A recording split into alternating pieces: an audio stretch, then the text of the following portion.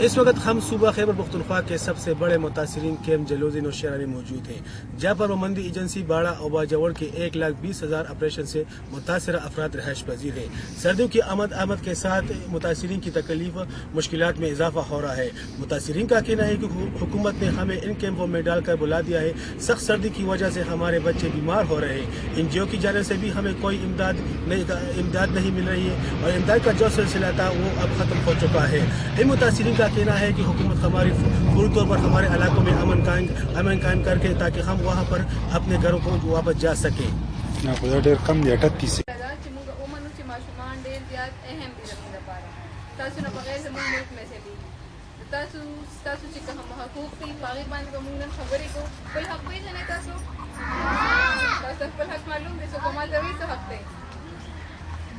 تاسو د لوبو کولو حق دی، د سکول ته د راتلو حق دی، د پاکو جامو اچولو حق دی، د ښه ژوند تېرولو حق دی.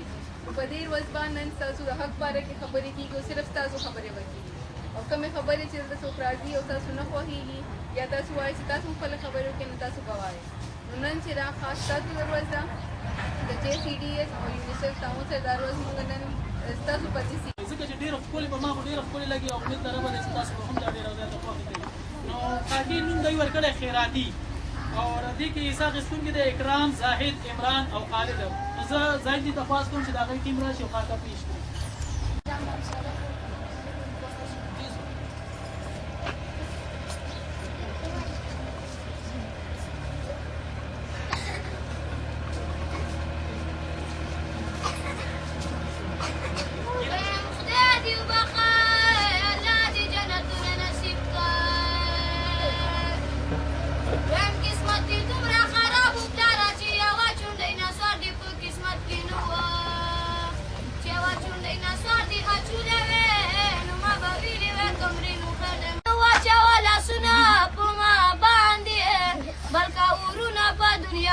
دنیا باندې خدای بی خو باسته سندرې وې کو جالي نو هیڅ حکم نشته چې رانه دا تاسو کې چې دا څوک مړ دی خدای راستي کته په ځخر مردار شي نو دنیا باندې تاویل وې ته خبر وې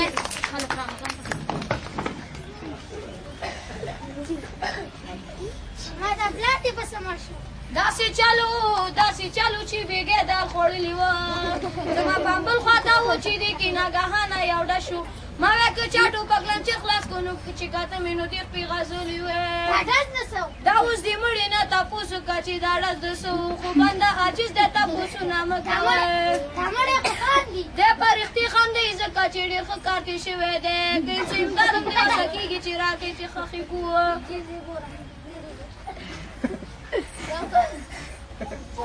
جندere.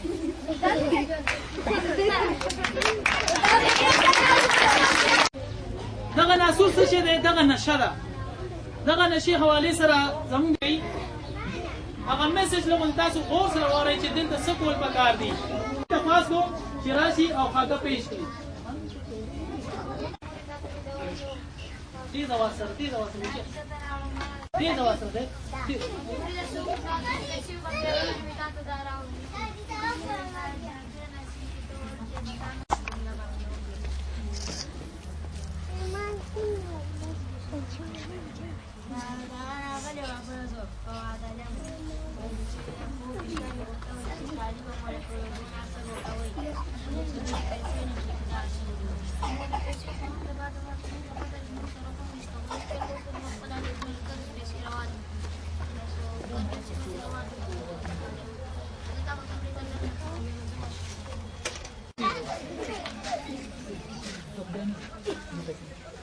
Leka Zaina.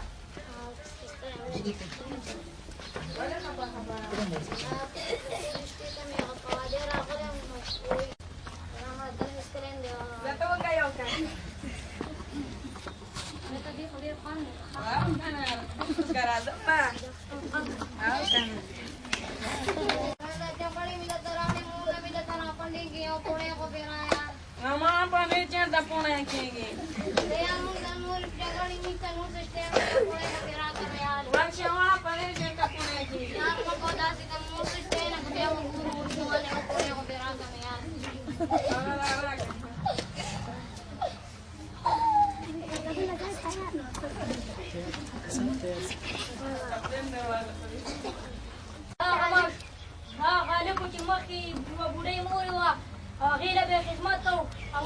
به ساتو اوس چې په نشو راوغوتو نشي کولی نو دا انجام یو او زه تاسو ته وایم چې نشي مه کوئ او څوک چې نشي کوي د هغې انجام به دا وي په نشو په تماشو ژوند خرابېږي هوښیارې لرې لرې دښته.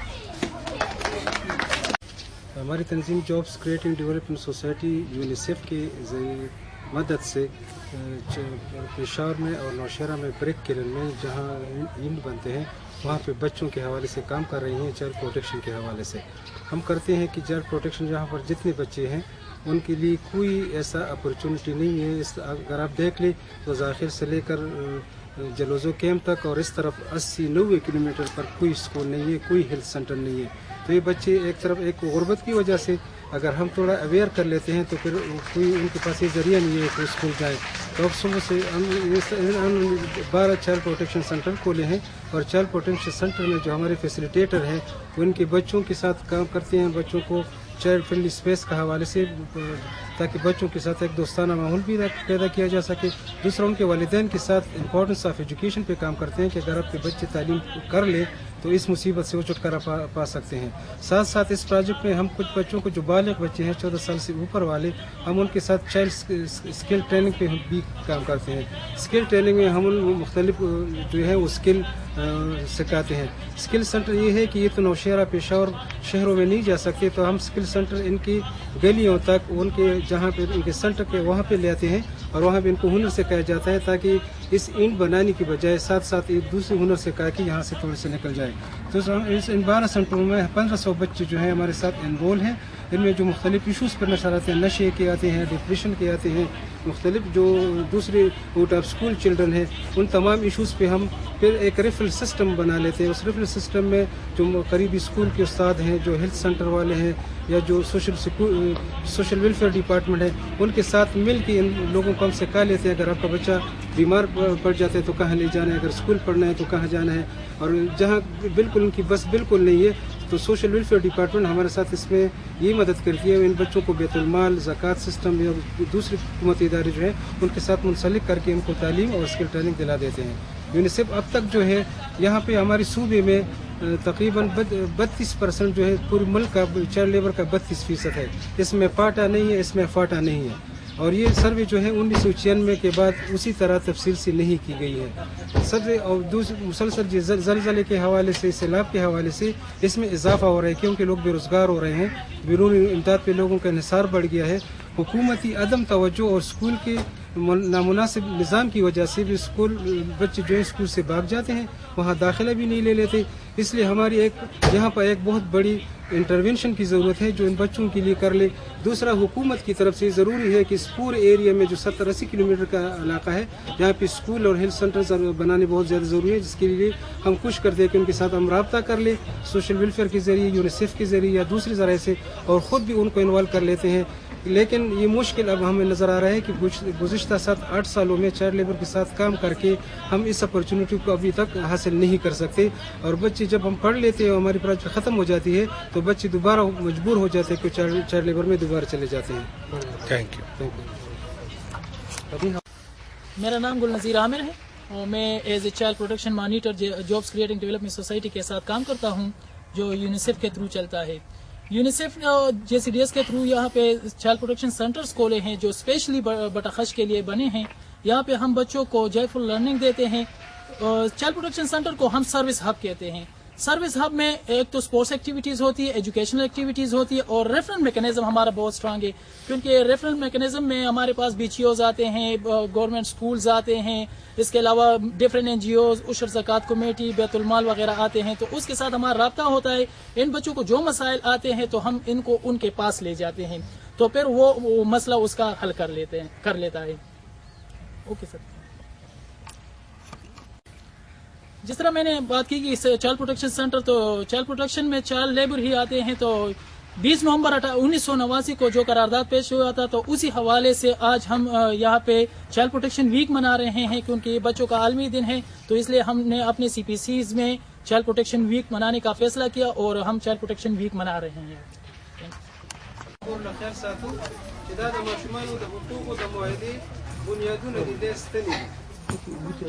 تاسو خیالي چې کله ماشوم پیدا شي ما تاسو سره خبره کوله. اپنا تعارف کریں ریلیف سینٹر کے حوالے سے آپ کچھ بتائیں. ہمارا باز محمد نام ہے. ہم علی پور سے آیا تھا ادھر جس وقت سیلاب آیا.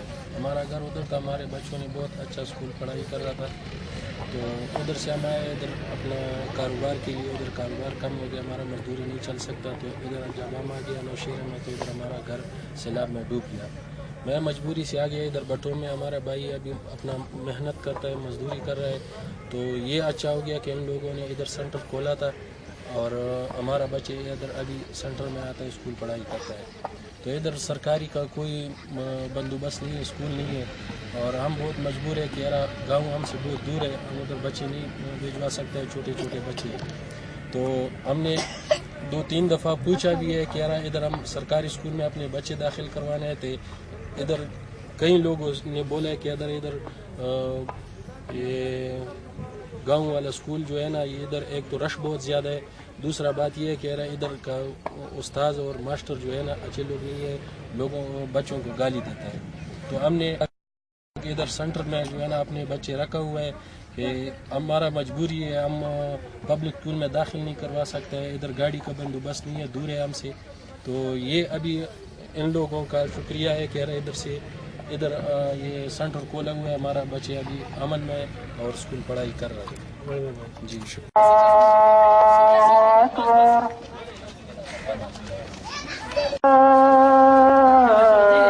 آرام سره یو منټ مو لګي تر ځای راځو.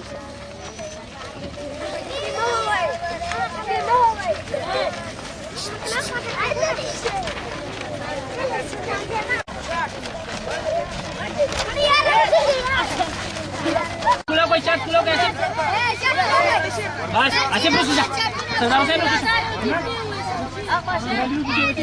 वाड़ वाड़ का जमुना है तो करे दोस्तर पसी मचाना रवानी आराम से रो रो का जमा खली को मजा ना मैगी बचा ला दे मैगी बचा ला दे आराम से लेके डीप स्लोली प्रोसेस सुसान कर दो सरजी दी दी